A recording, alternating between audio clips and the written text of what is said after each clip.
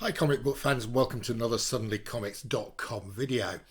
So today I've been cataloguing and scanning my Alan Class Uncanny Tales. So I thought I would share with you my Uncanny Tales pre-decimalisation.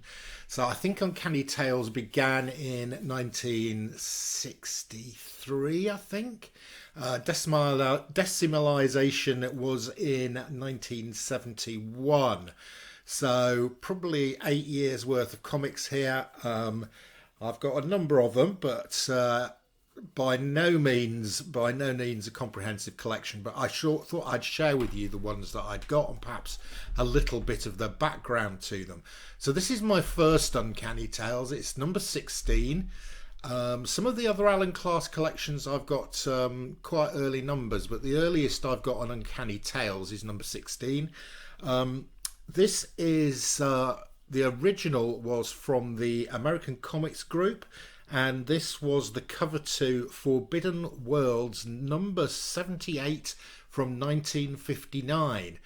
This cover, Alan uses this cover a number of times. I think I've got 3 or 4 comics with this cover on it. I think this is the earliest one, but so some Alan Class experts out there may well correct me.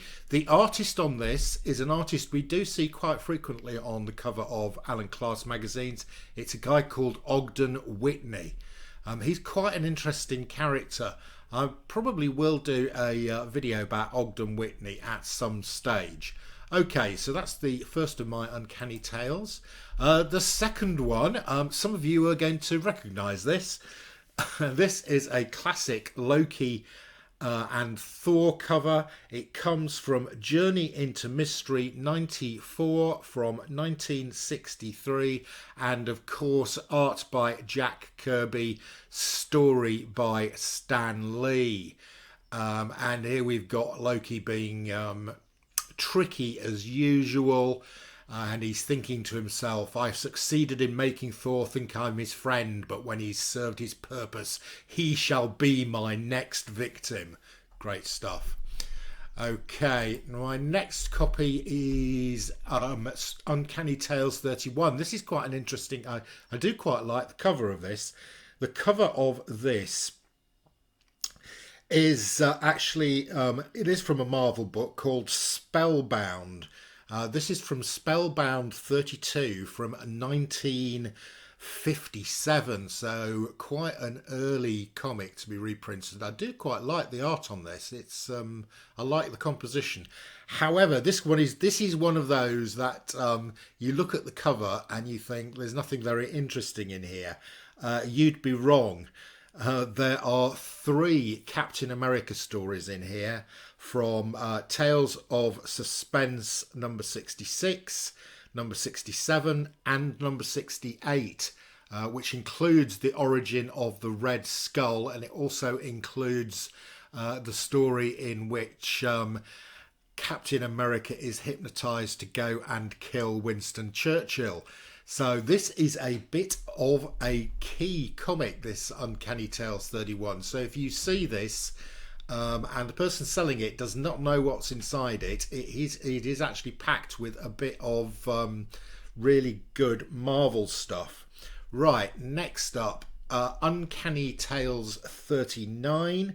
This is a reprint. The cover here is a reprint of a Charlton comic called Outer Space issue 22 from 1959.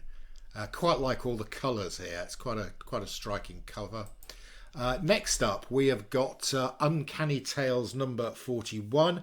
Again, this is a Charlton originally from a Charlton comic called Space Adventure.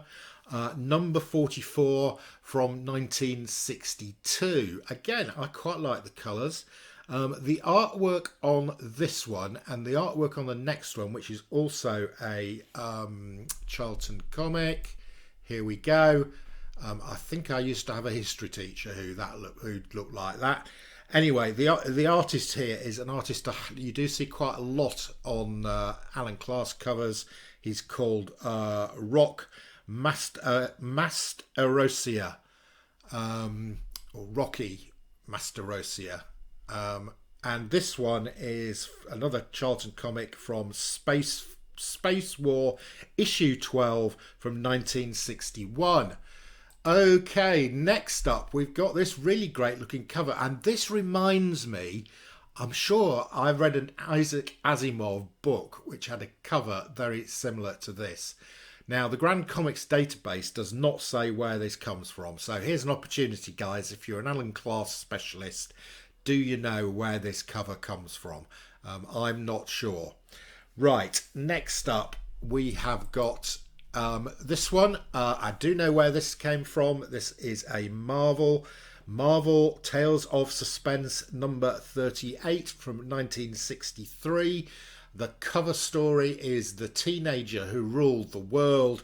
And who wrote this? Stan Lee. And the artist? Jack Kirby. So there we go. Also in this one, we've got a reprint from Strange Tales 111 with a Doctor Strange story. So a nice bit of 1960s Marvel in this one. Right, so this is clearly the Avengers. This is from Avengers 55, and really nice John Buscema art.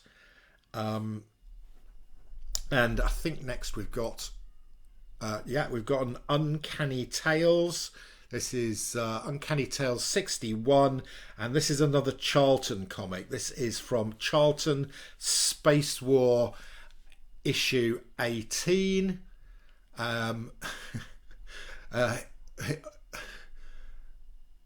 Backward earthlings are no match for superior beings such as we. What that? You've got a lot to learn about us earthlings, spaceman. Right, and Uncanny Tales number 62. We've got a bit of voodoo going on.